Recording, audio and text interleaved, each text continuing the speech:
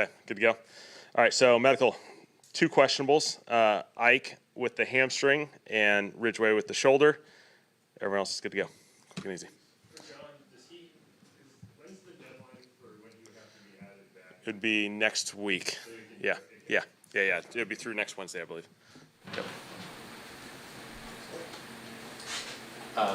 Assuming that Ike isn't able to go, Quincy Riley likely stepping into kind of his next start. Just what have you seen from him over the week coming off of his first career start? Yeah, just great response, great practice. I thought he's attacked the football really well during practice. I think that's the big thing is, we want to play contested football. We want to contest the ball and make plays on the ball. And so he's had a really good week, and I thought he's responded really well. He's taken advantage of every opportunity this week. Have y'all done anything what do y'all kind of do to prep that kind of stuff? There's a couple little drills just for specific positions just to have some preparation there. But outside that, elements, we practiced in them. It rained a few times in training camp. It's all part of this. If Ike does play, has Quincy earned more playing time than before? What does that split kind of look like? Yeah, we'll just see how Ike is. He was at DMP Wednesday, and then he's been able to get back into it on the back end of the week. And so we'll see what his availability is coming out of this. And so Quincy's done a great job. Obviously, we've Ike earned a bunch of starts early and for a reason. And so I feel like we've added some depth in that group, which is nice. Quincy's played a bunch of football. Mike Davis is available as well, and he's played a ton of football. And so, I think that's good. So if Isaac is okay to go, he'll be the starter? Quincy will still be playing. Ike just got back, this week. And so, he's just got a couple days of practice under his belt, and we'll see where he is after this. For Mike Davis, was he when he was signed, was special teams kind of an important factor there? It's like he got all the gunner reps. I certainly think that depth of that defensive back group, special teams is critical, and so obviously when Mike is able to be onboarded, that's going to be a part of the process. I thought he responded really well. Mike started as kind of that backup core special teams guy early in his career. He became a starter in LA. Played that role, and so his ability to play that, I thought he did a nice job this past game in the gunner role and a couple other spots as well. You mentioned when you guys added Devon Bailey that his role would have to grow gradually. I think you used Jahan Dotson as a comp.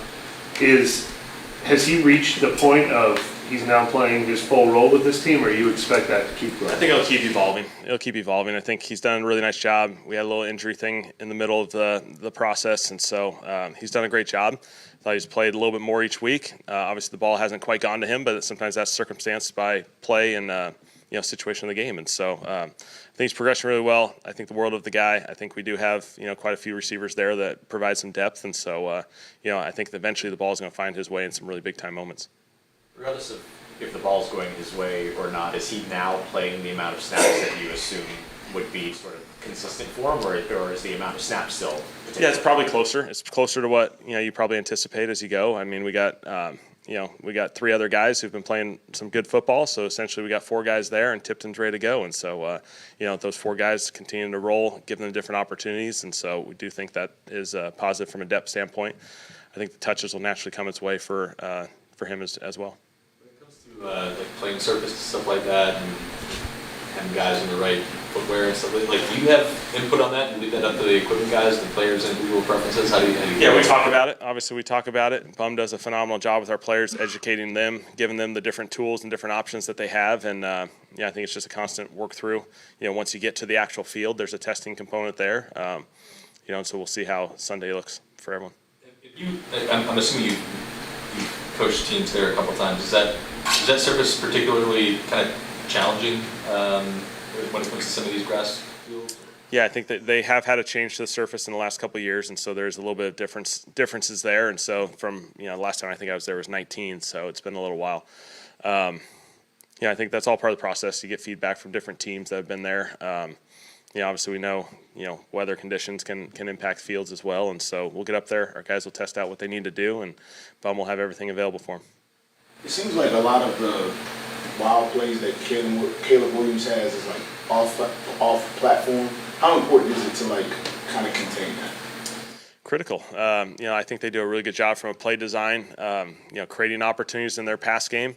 And then there's that second element of the play that Caleb has always done such a phenomenal job of. He was certainly through his college career, it was the highlight reels that you saw, and he's continued to do it in the NFL. And so, we got to do an excellent job with pursuit, continue to rush the passer, match the coverage, and play the scramble drill for an extended period of time, because he's going to make some plays because of it. And so we got to do an excellent job. Just because you're close on the initial play in the pocket, you still got to keep pursuing him because he's going to extend it.